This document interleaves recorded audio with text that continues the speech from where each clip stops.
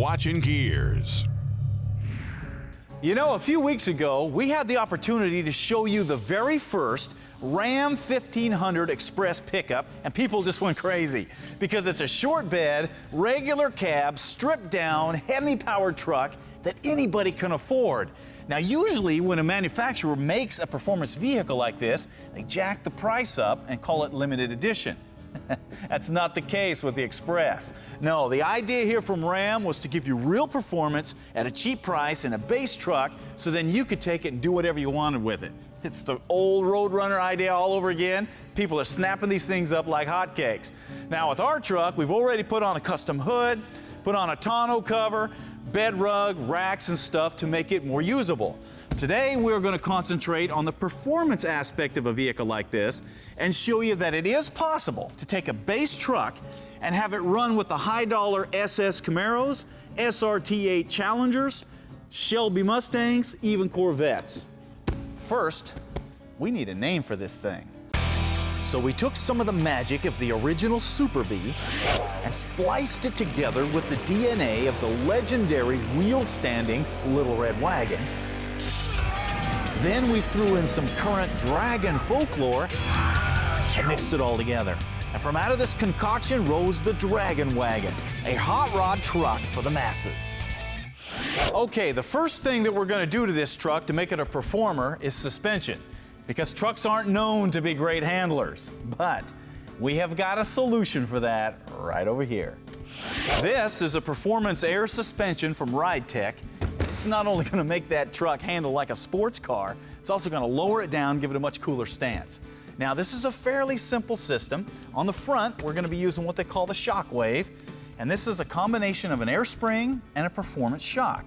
And it's fully adjustable. You got adjustments at both ends. That allows you to adjust the compression and the rebound of the shock, so you can be driving down the street nice and smooth 1 minute, running a road course the next.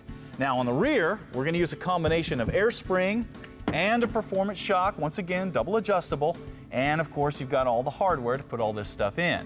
Then we've got a self-leveling system. This means you don't have to be messing with your controls all the time. You get in, start the vehicle, it self-levels to wherever you have set it before. Then of course you've got all the lines and hardware to put it in. Now, one thing that RideTech has come out with is called the Air Pod. Now, this is not just an air tank. The Air Pod is everything that you're going to need to hook up an air ride system. You got dual compressors, you got valves, you got the tank, everything all mounted down on one board. If you have room in your trunk or in the bed of your truck for something like this, this is the way to go. It saves a ton of time hooking up an air ride system. Now, a lot of people have a misconception that an air ride system is just for slamming a vehicle down, cruising the fairgrounds. But as you can see, RideTech has proven the incredible handling capabilities of an air suspension with the road courses that they set up at most major events. Okay, with the truck up in the air, we'll go ahead and pull off the wheels.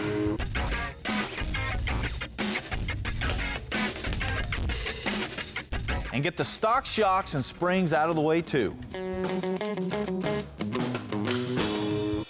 You'll need to disconnect the sway bar end links from the lower control arm, unbolt the upper ball joint from the spindle, and remove the brake caliper.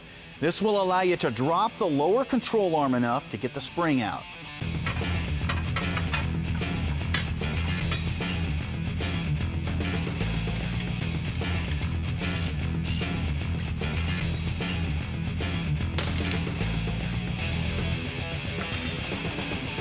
While we were in there, we went ahead and pulled off the stock brakes and the front sway bar, and we'll show you why in just a minute.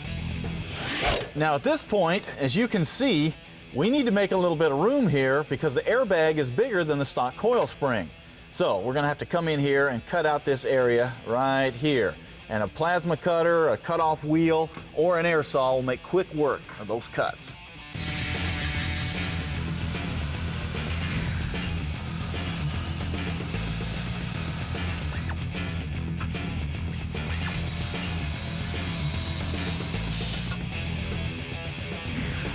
Once the modifications are done, just bolt the Shockwave in place using the supplied hardware.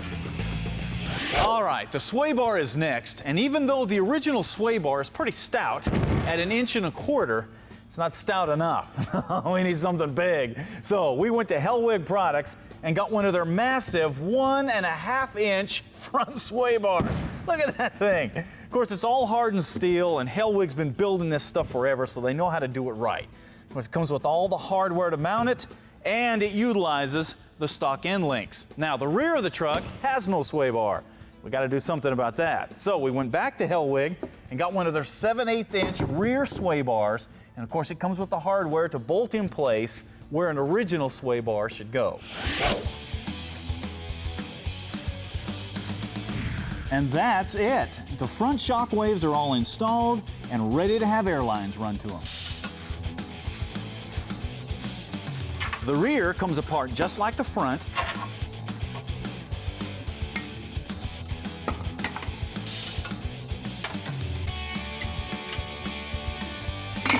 And with the shocks and the springs out of the way,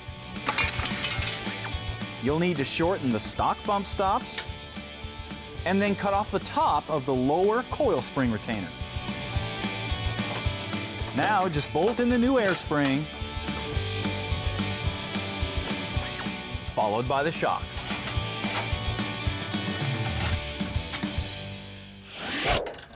All right, the last thing we're going to do is bolt on this new rear sway bar from Hellwig Products.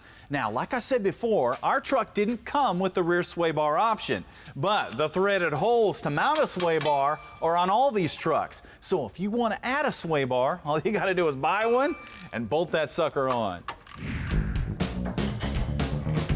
We'll finish it up with the special end links from RideTech.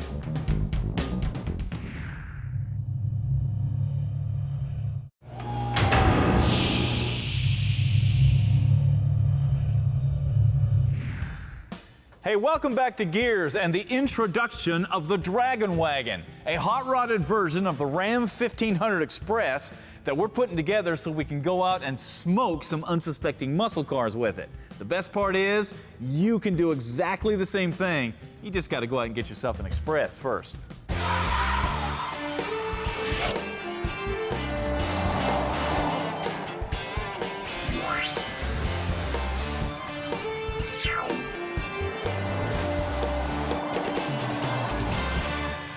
Now at this point, we've converted the truck to a full-on performance air suspension.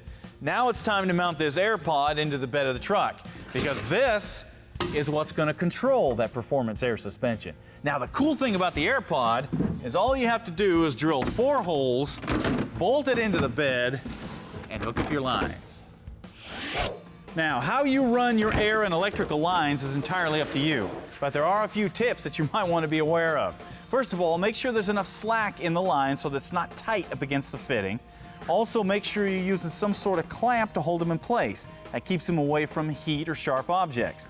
Now, even though these lines are strong, they can always use additional protection. So we got this sleeving from Hose Candy. It's made out of Kevlar.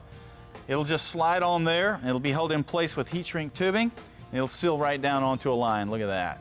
Now, anytime that you run a line through a metal body, you're going to need some additional protection, and that brings up this. Now, quick tip. Brought to you by E3 Spark Plugs. Born to burn. Most people know that when you're building a vehicle, you should always run your wires through a rubber grommet when you come through a metal firewall or a floor or some sort of a metal bulkhead. The reason being, take a look.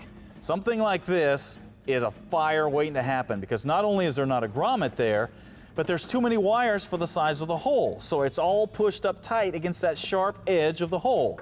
And every time the engine runs, every time you hit a bump, anytime there's vibration, those wires are just sawing away on that sharp edge. And eventually, you're going to have a fire if you don't fix that. Now, people know not to build a vehicle like this, but what if you buy one that's like this, or over time the grommet has fallen out, like it did on this vehicle?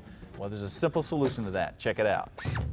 Take a new rubber grommet that's close to the right size, cut it in half, and then start to work it into the hole around the wire. Then just cut off any excess rubber with a razor blade and finish the installation. And that is what they call a cheap insurance policy. If you'd like to learn more tips that will make your life easier and safer in the shop, check out the tips page on the website. Okay, while we've got everything apart, we're also going to do something about the brakes, because trucks aren't known to stop real well either. So we went to Bear Brakes, got a complete front disc brake conversion kit. Check this thing out.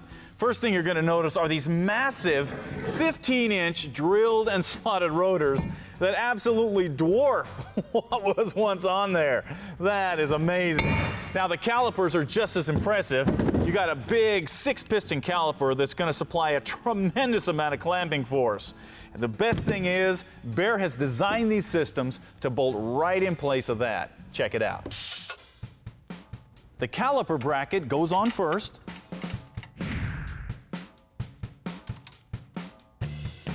Followed by the rotor. Then just bolt on your calipers, hook up the brake lines, and bleed the system. It's really that simple.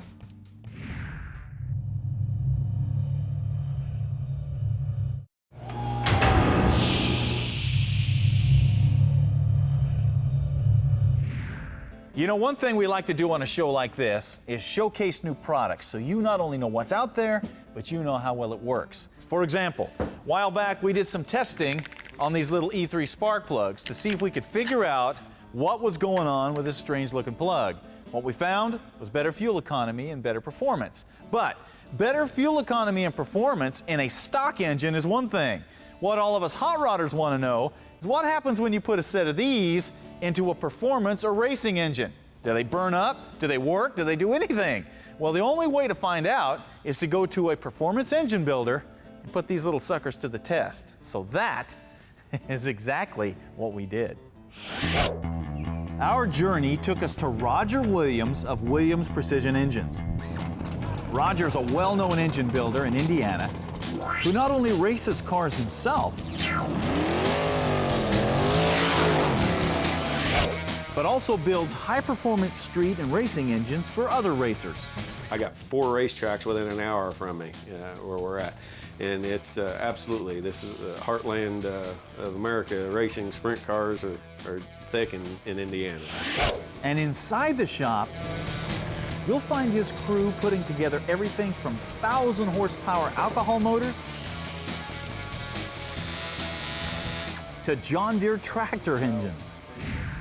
No doubt about it, this is the perfect place to run a real-world test on the E3 spark plug.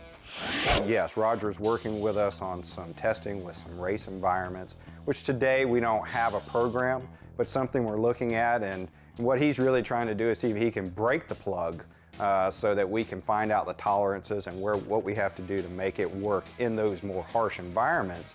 But yeah, today we were out there testing just a regular plug that you're going to find in the auto parts store. Okay, Roger. Steve's not here. What do you think about these plugs, really? I think it's a great investment.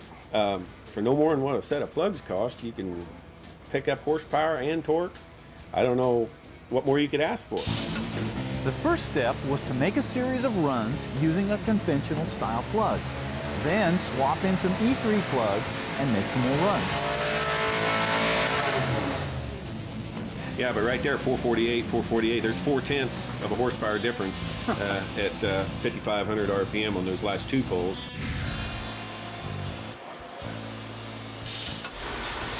These are plugs that just came out of that engine.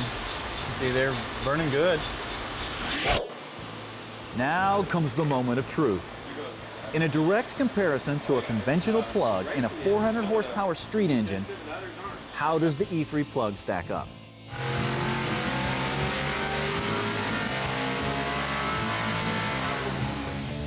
Well, the most significant thing, in my opinion, is the gain in torque at 3,700 RPM, right where the converter just takes a hold and starts pulling. We jump from a 428 up to a 435. That's significant. You know, that's worth it. That's awesome. Yeah, I think everyone's trying to get that every bit of efficiency they can. You know, whether it's a little better fuel efficiency, a little more horsepower. And if a fresher set of plugs can give you that, why wouldn't you?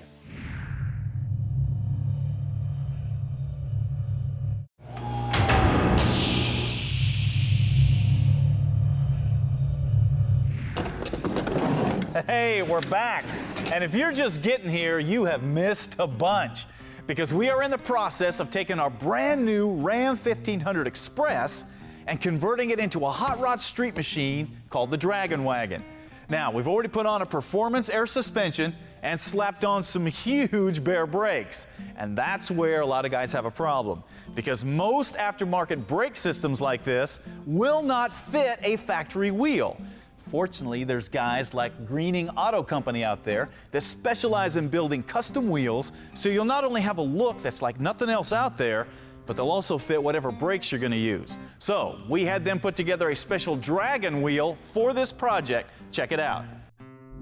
The Drag'N wheel is one of Greening Auto Company's two-piece designs, and it features a forged aluminum chrome-plated barrel and a billet aluminum center. So these things are incredibly strong.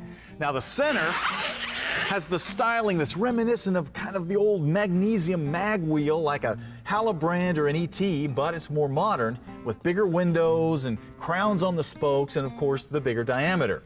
Now, as we told you before, Greening Auto Company specializes in custom wheels. So whatever width, whatever back spacing, whatever fitment you need, they can do it. But they don't just do one-off custom designs. If you want a Drag'N wheel, all you gotta do is call them up, they'll make them for you. Now, the size that we're using is 20 by 10s on the rear, 20 by 9s on the front. For tires, we knew we needed something that would handle some abuse. So we went to Falken, got some of these ZX ST-Z04s. Now, these are designed for light trucks and SUVs, so you know it's gonna handle whatever load you're gonna throw at it. But they also have the tread design and the compound to give you superior handling and traction whether you're running down the road in a rainstorm or laying into some curves on a twisty mountain road. These are a great all-around performance tire. And Falken's got the right sizes too. For the rear, we're using a big 305/50, and on the front, we're using a 285/50 because we want to get as much rubber on the wagon as we can.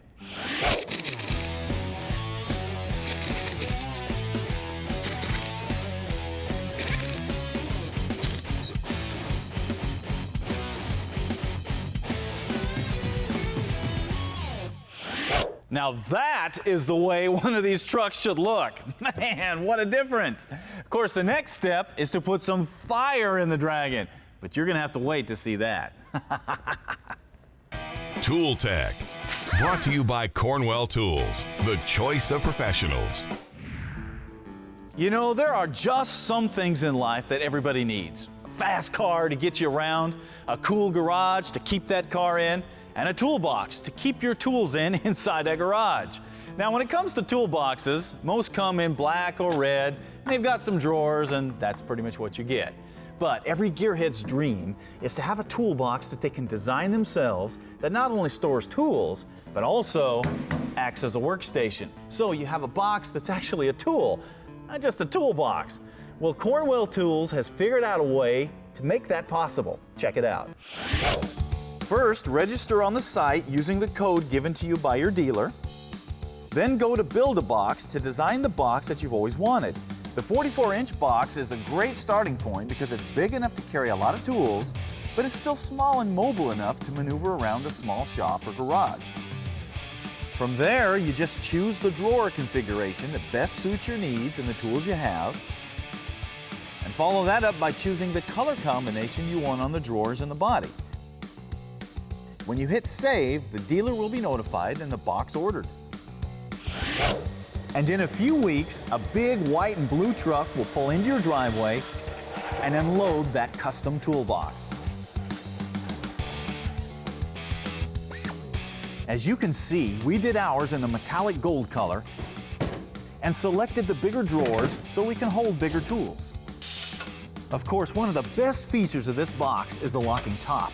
This not only keeps your tools from walking off, but it also doubles as a work table when space is limited.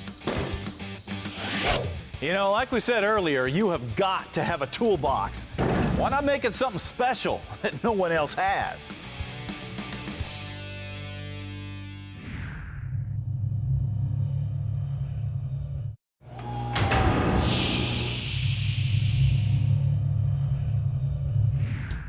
What are you working on? Brought to you by Air Raid, American-made quality and performance since 1992. Everybody knows that a car is just a bunch of parts put together, but how you put those parts together and what parts you use is what makes the difference between a hot rod and a stock car. Prime example is this 37 Chevy pickup that Warren Panett Sr. is putting together in Clovis, California. Now, Warren's had this thing for about 20 years, pulled it apart numerous times, trying to get it exactly how he wants it. Now, here's a list of some of the parts he's used, all pulled out of cars and junkyards to put this thing together. Now, he said he wanted independent front suspension, so that came out of a 73 Pinto. Then, of course, a 68 Corvette gave up this 327. Now, he wanted a tilt steering column. That came out of a 70 El Camino. And then, of course, the rear leaf springs needed to be changed. Those came out of a Pinto station wagon. The rear end is out of a 76 Camaro. The brake pedal is chopped down from a 58 Chevy pickup. The gas tank is out of a 72 Nova.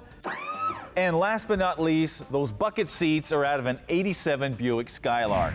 What an awesome truck. And Warren says it's taken him many years to get it this far, but it's been worth every minute of it. Check this picture out with him and his buddies. So Warren, to recognize all the work that you put into this thing, we hooked up with our buddies at Air Raid, and we are gonna give you some of their stuff. All you gotta do is go to their catalog, pick out something that'll work on one of your vehicles, one of your cars, and they will send it to you free of charge. Now, the rest of you guys, if you want to get your vehicle featured on the show, go to staceydavid.com, enter it into the What Are You Working On, and we will do our best to get it on the air. And if you've ever wondered if it's possible to build something cool out of a bunch of junk, Warren just showed you it's possible. So get out there and start building something.